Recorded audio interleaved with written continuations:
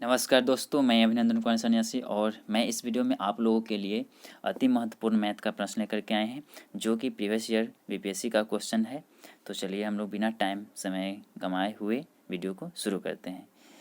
तो यहाँ पर क्वेश्चन है, दिया है log 2 equal to 0.30103, then log 5 का वैल्यू फाइंड करना है। यहाँ पर क्या होगा ज्ञात करना है।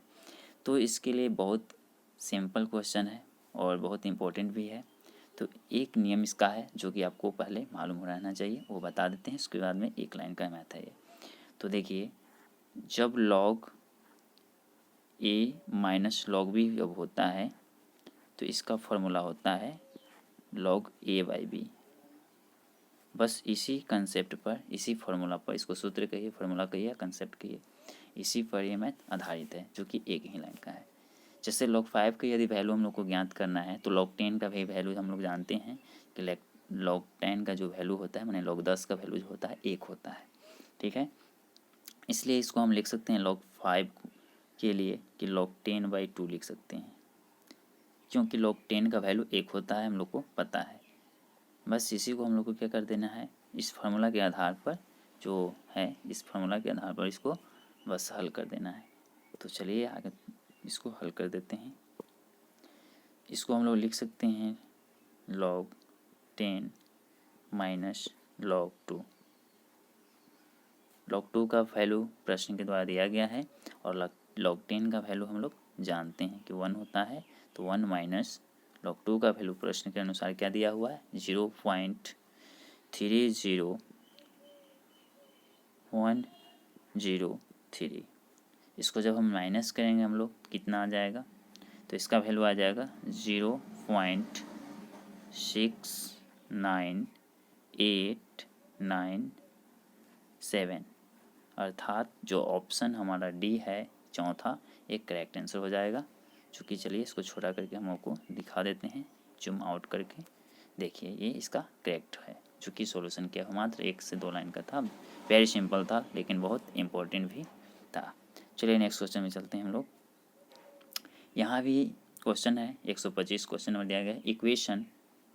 इक्वेशन है समीकरण 2x + 10 is greater than equal to 0, माने कि 0 से तो इज़ ग्रेटर देन है और इक्वल टू भी है, और इसको हल करके x का वैल्यू फाइंड करना है। तो अति ही माने कि महत्वपूर्ण है और बहुत ईजी भी है, इसमें कोई खास नहीं है प्रश्न में एकदम।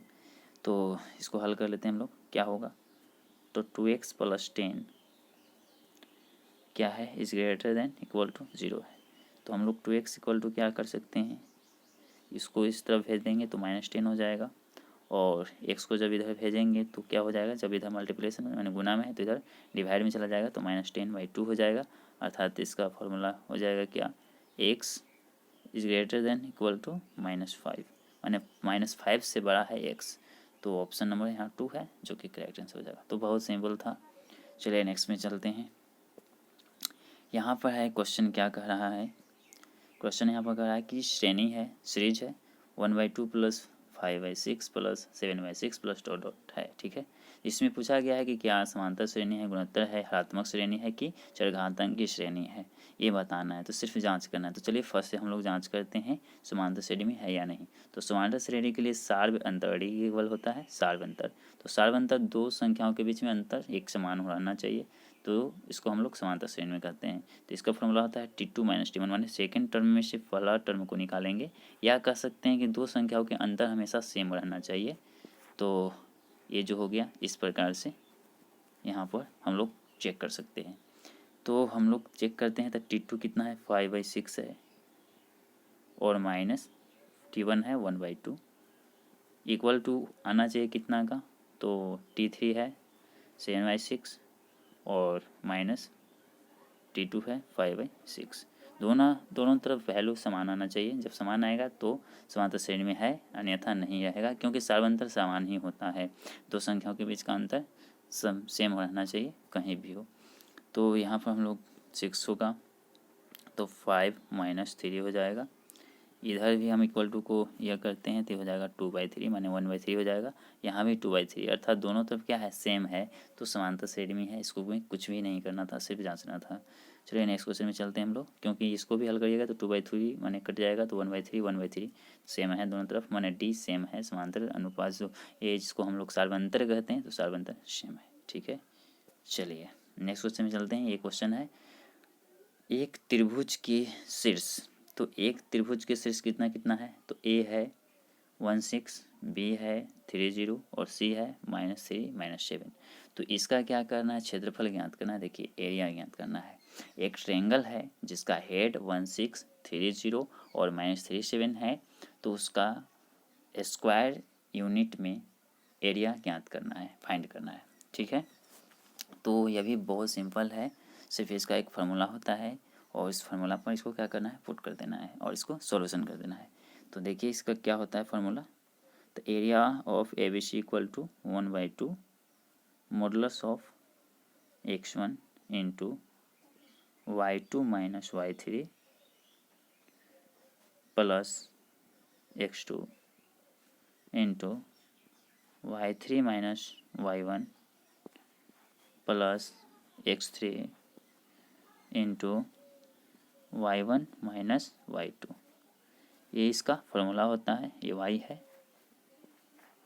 है। ठीक है, तो मॉडुलस बंद हो जाता है। तो ये फार्मूला होता है जो कि एरिया का होता है, ट्रायंगल का एरिया का। और इसमें हम लोग क्या करेंगे, वैल्यू पुट करेंगे और फाइंड करेंगे। तो वैल्यू किस प्रकार से पुट करना है, बहुत सिंपल होता है, सिर्फ फार्मूला है जो कि आपको याद करना होगा। ऐसे याद भी हम करवा सकते हैं, बहुत एकदम ट्रिक से, बहुत आसान है, इसमें कुछ याद ही नहीं करना है।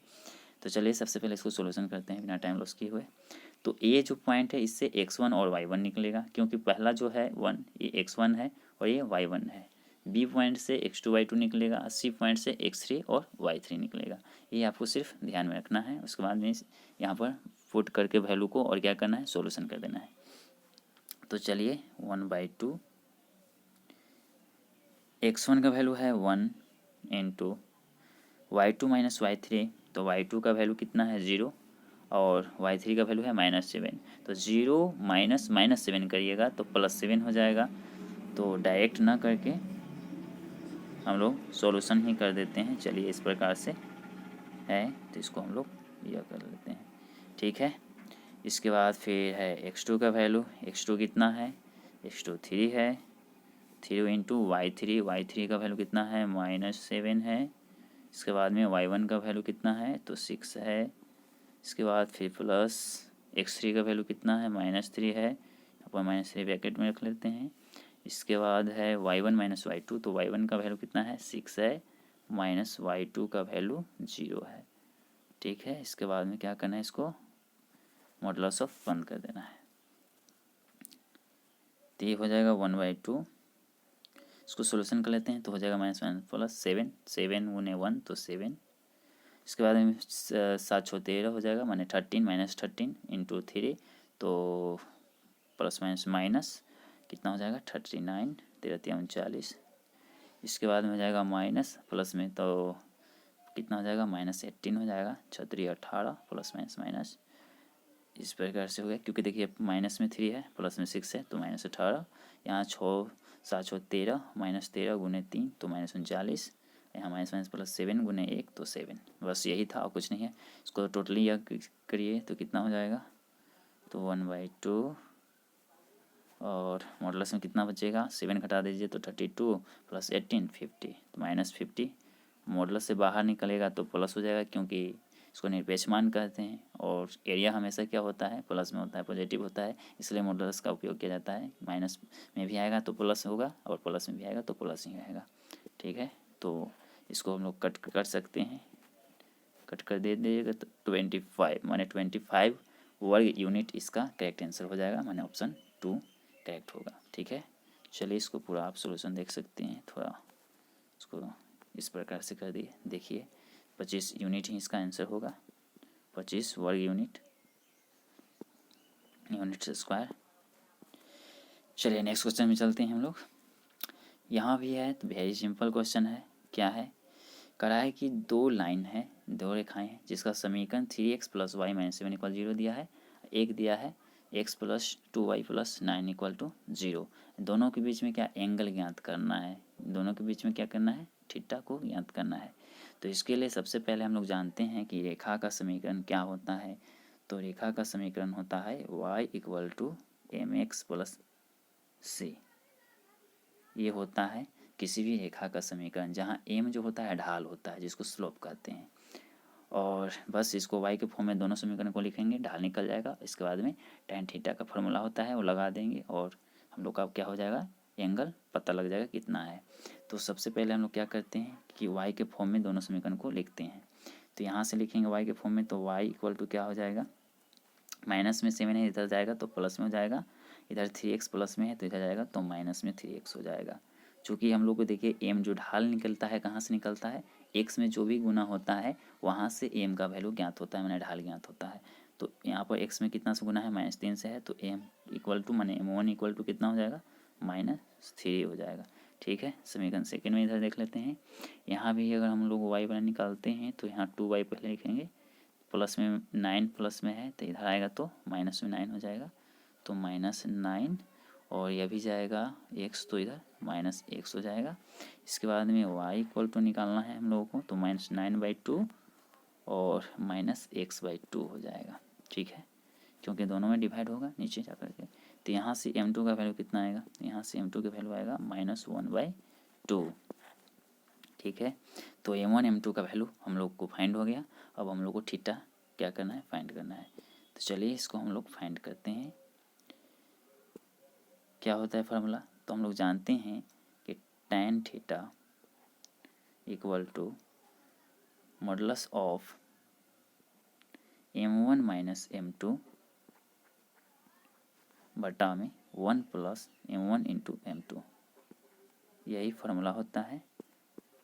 और इसको क्या करते हैं, हम लोग सॉल्व कर लेते हैं और जो भी है वैल्यू आएगा इसके अनुसार थीटा होगा, बस कहानी हम लोग को पूरा हो जाएगा। चलिए तो इसमें पुट करते हैं और सॉल्यूशन करते हैं।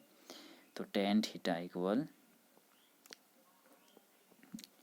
m1 का वैल्यू कितना फाइंड हुआ था, तो देखना होगा हम लोग को, m1 -3 आया था, तो हम लोग को यहाँ है -3 और m2 का वैल्यू कितना है, ये 3 है।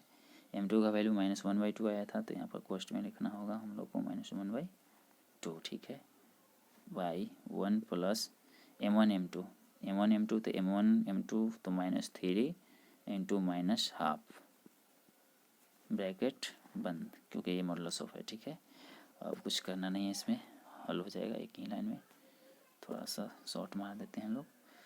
तो चलिए इधर tan थीटा है equal to minus minus plus हो जाएगा, तो -3 अब प्लस कितना, हाफ। ठीक है, बाई यहाँ भी हो जाएगा माइनस माइनस प्लस, तो 3/2 हो जाएगा, तो 1 + 3/2 मॉडुलस 1। ठीक है, इसके बाद में आगे थोड़ा बढ़ जाते हैं और यहाँ क्या करना है, tan थीटा इक्वल टू हो जाएगा 6, तो 5/2 -5/6 -5/2 होगा ऊपर, क्योंकि इसको हल करेंगे तो ऊपर एलसीएम लेकर के इसको हल करेंगे तो -6 + 1 तो -5/2 हो जाएगा, और नीचे हल करेंगे इसको तो हो जाएगा 5/2। यहाँ हो जाएगा 5/2, चूँकि मॉडुलस है, मॉडुलस का चिन्ह देंगे तो -5/2 कैंसिल होगा तो -1, और मॉडुलस से बाहर निकलता है तो 1 ही होता है। तो इसको हम लोग कितना लिख सकते हैं, यहाँ इक्वल टू 1 कर देते हैं हम लोग कि 1 ही होगा, क्योंकि मॉडुलस से बाहर निकलेगा। -1 का भी मॉडुलस 1 ही होता है, क्योंकि निरपेक्ष मान तो माइनस का भी प्लस ही, माने मॉडुलस का चिन्ह लगा, इसका मतलब कि माइनस में भी है, उसका वैल्यू प्लस में ही आएगा, तो 1 हो गया। अब tan थीटा कितना डिग्री का वैल्यू 1 होता है, तो 45 डिग्री का वैल्यू 1 होता है, अर्थात एंगल कितना आ गया हम लोग को, 45 डिग्री आ गया। बस इसमें कुछ करना नहीं था, बहुत सिंपल था। चलिए तो हम लोग क्या करते हैं, इसको आपको जूम आउट करके दिखाते हैं सॉल्यूशन पूरा क्या हुआ। अभी भी ये देख सकते हैं, ये पूरा सॉल्यूशन है। यहाँ पर m1 m2 सब दिखाई दे रहा है और फॉर्मूला भी दिखाई दे रहा है, और बस इसको सॉल्यूशन करना था। चलिए नेक्स्ट क्वेश्चन में चलते हैं। यहाँ पर क्या कह रहा है कि यदि if tan 60 degree equal to √3 then sec 60 degree का वैल्यू क्या करना है, फाइंड करना है। तो वेरी सिंपल है, इसमें sec 60 डिग्री का वैल्यू आप जानते हैं, डायरेक्ट हो जाएगा और कुछ करना नहीं है। तो sec 60 डिग्री होता है, इसका वैल्यू जो होता है 2 होता है और इसमें कुछ करना ही नहीं, सोल्यूशन ही नहीं करना है इसको। चलिए नेक्स्ट क्वेश्चन में चलते हैं। क्वेश्चन नंबर 30 है 130। तो एक सर्किल का एरिया जो दिया गया है 154 वर्ग यू का माने कि यूनिट दिया गया है, वर्ग यूनिट दिया गया है, और इसके व्यासों का समीकरण दिया गया है इतना और इतना। तो व्यासों के समीकरण से हम लोग को मतलब नहीं है, क्योंकि हम लोग को वृत्त का त्रिज्या ही निकालना है, तो एरिया से ही निकल जाएगा, सिर्फ ये घुमाने के लिए दे दिया गया है। तो हम लोग को ज़्यादा फोकस उस पर नहीं करना है, ज़्यादा फोकस करना है क्या पर, तो एरिया पर, कि एरिया कितना दिया गया है। चलिए, तो बहुत सिंपल क्वेश्चन है, कुछ नहीं करना है। तो वृत्त का सर्किल का जो एरिया होता है πr² होता है इक्वल टू 154। ओके, इसके बाद में होता है ये 22/7 r² इक्वल टू 154। तो यहाँ से क्या हो जाएगा, लोग को थोड़ा आगे बढ़ा लेते हैं इसको। r² इक्वल टू हो जाएगा 154 इंटू में 7/22। इसको से काटेंगे, 7 बार में कट जाएगा। इसके बाद में r इक्वल टू हो जाएगा √7 7 17 49, और इसका वैल्यू कितना होता है, 7 होता है, मैंने 7 यूनिट इकाई जो होगा आंसर होगा करेक्ट। ठीक है, और इसमें कुछ करना नहीं था, इसको जूम आउट करके दिखा देते हैं आप।